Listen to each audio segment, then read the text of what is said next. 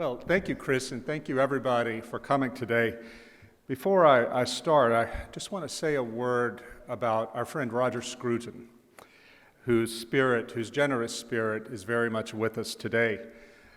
Last summer, as I was working on the book, my next book, which I'll be talking about here in a second, about the pink police state, I visited Roger in his home in Wiltshire because he was so brave in the 1980s, going to Poland, to Czechoslovakia, to support the patriots there who were resisting communism.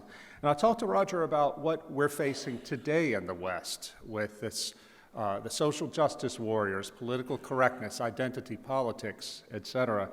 And Roger said, absolutely, this is the fight for today. And he gave me an interview, he gave me encouragement, and but I left feeling that something wasn't quite right with Roger. He didn't look like himself. And as we know, a month later, he was diagnosed with cancer. So anything I say this morning, Roger said it first and said it better. So God bless Roger. Thank you. So 5 years ago, I received a phone call from an American physician who was rather alarmed. He told me that his mother immigrated to America from Czechoslovakia.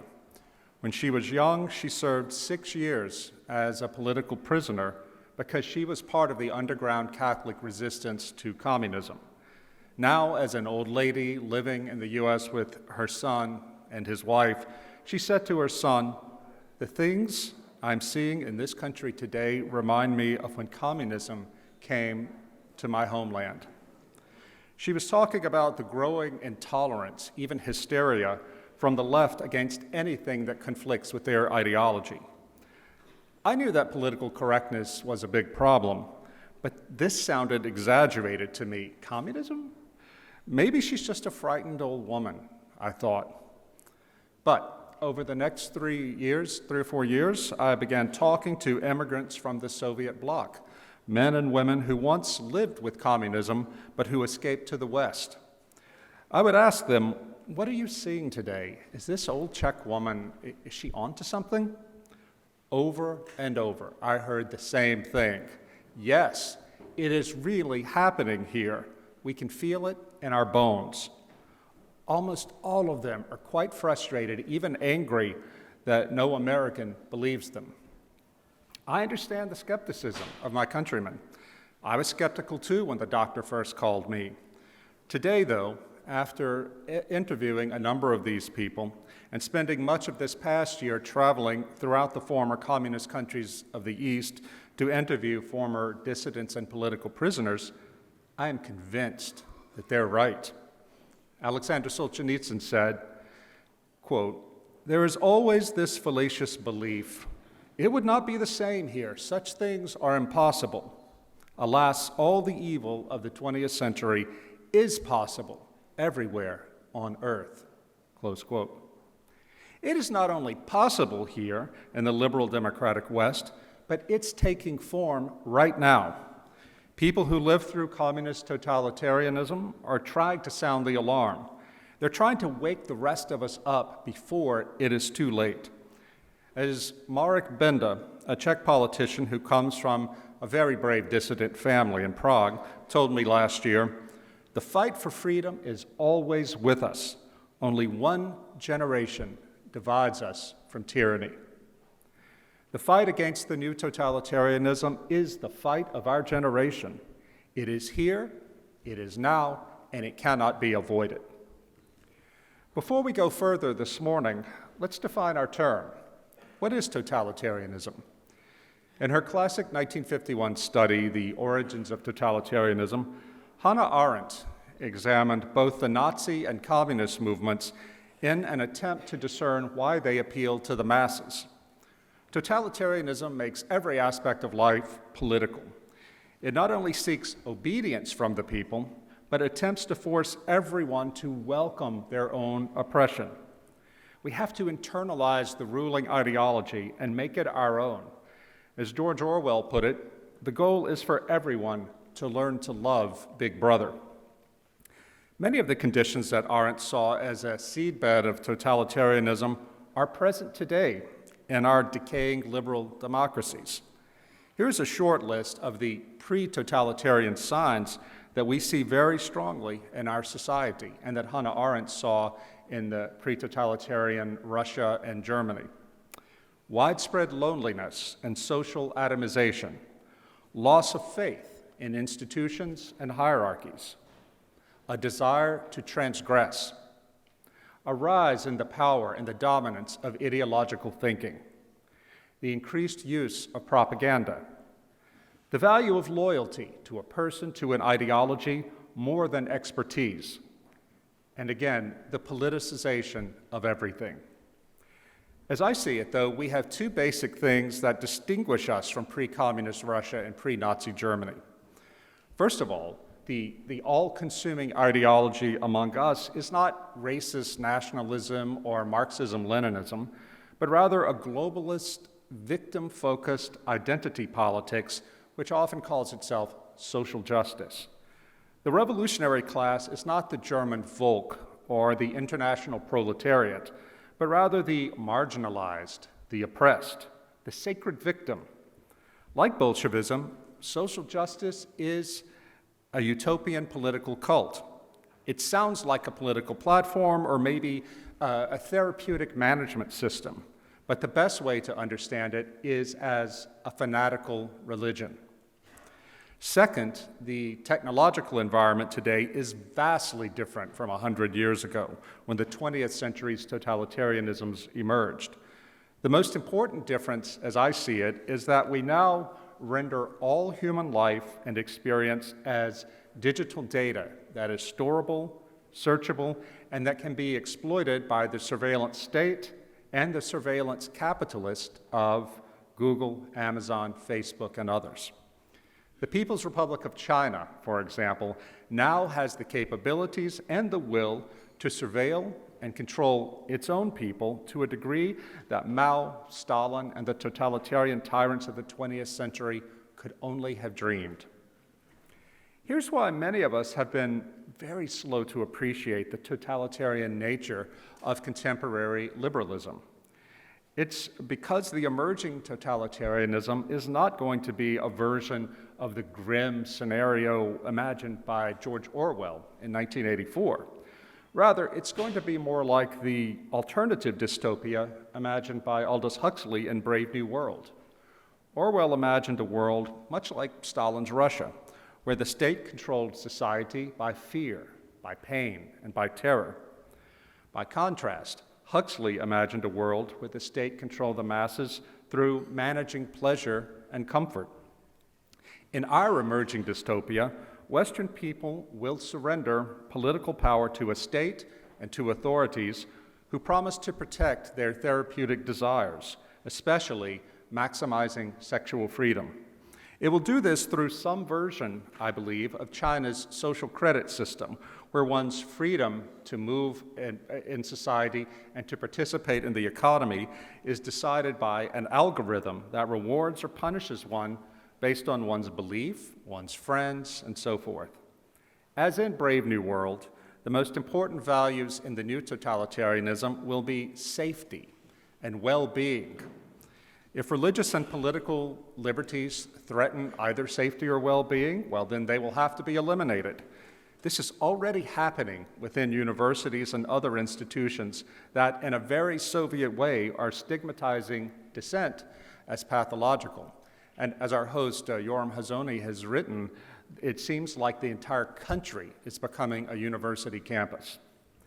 This is what the American social critic James Poulos calls the pink police state. I love that phrase. The pink police state entails not only the government, but also academic and cultural institutions, as well as large corporations, woke capitalists. That's the form that the new totalitarianism is taking. So how do we resist it? The good news is that there are people who retain living memory of communist totalitarianism. They have seen this kind of thing before. They are warning the rest of us that we are walking into a trap. We need to listen to them. Today at this conference, you will hear speeches and comments by my colleagues, which will focus, I suspect, of the resistance in political terms. This is absolutely important. But let us begin by talking about the cultural resistance, without which political resistance cannot succeed. First, we have to reclaim and defend cultural memory. When the Nazis invaded Poland, their ultimate plans were not simply to rule Poland, but to destroy the Polish nation. The Germans sought to do this the way all totalitarians do, by controlling the cultural memory of the Polish people. They had to make the Poles forget their history and forget their Catholic religion. A young Polish actor, Karol Wojtyła, committed himself to patriotic resistance, but he didn't pick up a gun. He and his theater friends wrote and performed underground plays on religious and historical themes to keep that cultural memory alive. These theatrical events happened in secret. If the Gestapo had discovered them, all the actors and all the audience would probably have been shot. Wojtyła and the theater company literally put their lives on the line to keep alive the cultural memory of their nation. We have to do the same thing in our time.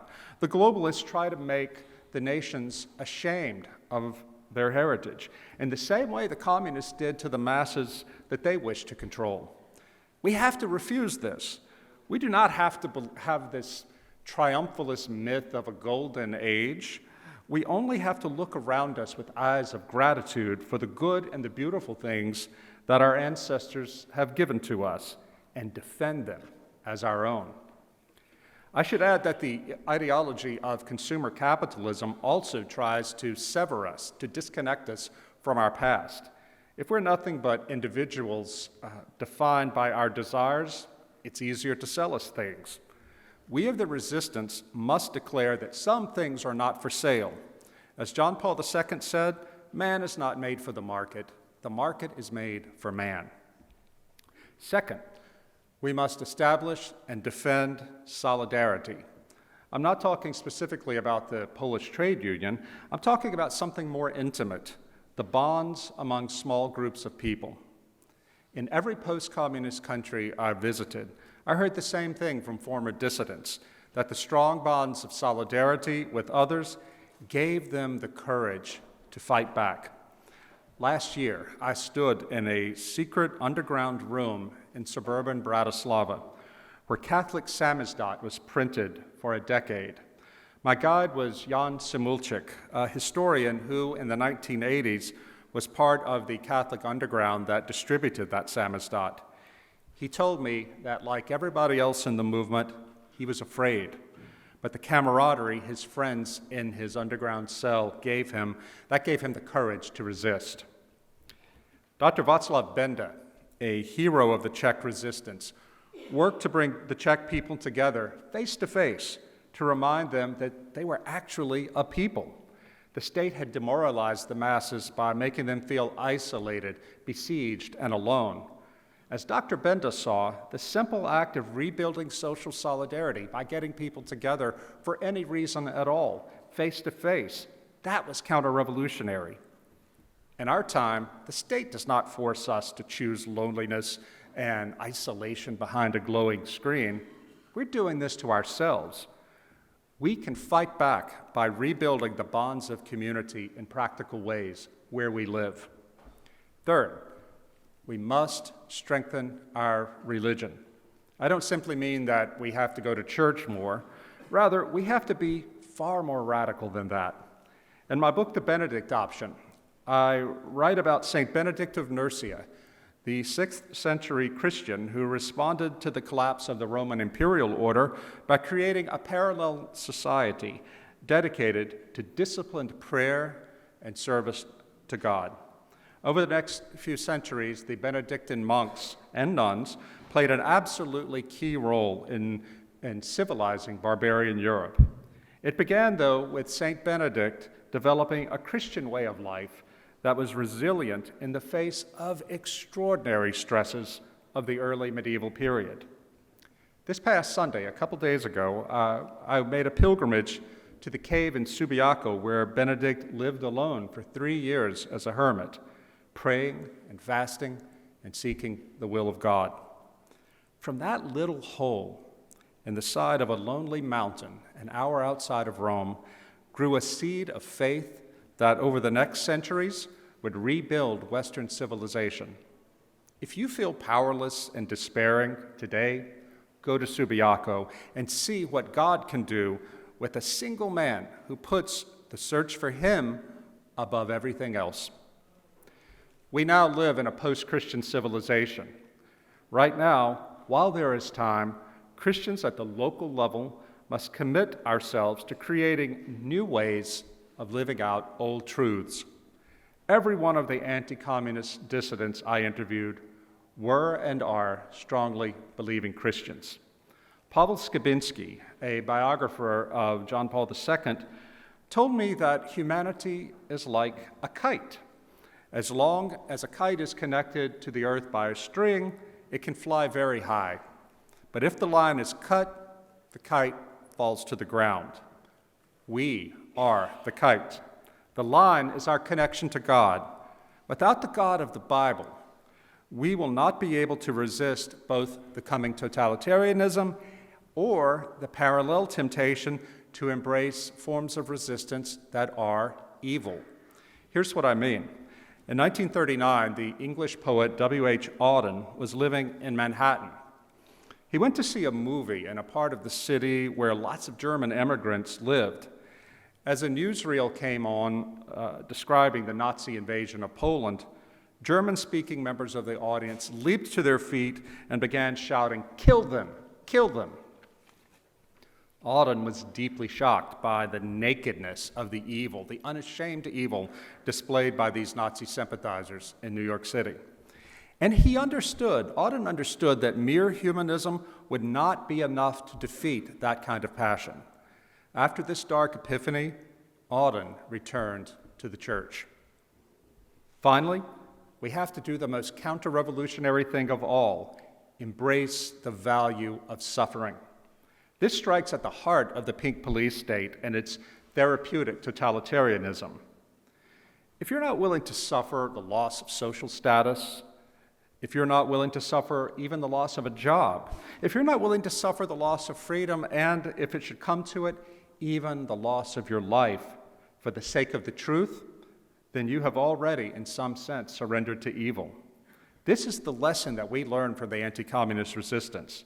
The essence of their Christian hope was that suffering has ultimate meaning if it is joined to the transformative passion and the love of Jesus Christ. The willingness to suffer for the truth is at the core of the final message that Alexander Solzhenitsyn gave to the Russian people on the eve of his 1974 exile in an essay titled, "Live Not by Lies." In fact, I've taken that as the title for my forthcoming book about my travels among the anti-communist dissidents, Live Not by Lies. A few years later, after Solzhenitsyn published this essay, the Czech dissident Václav Havel urged his readers to, quote, live in truth.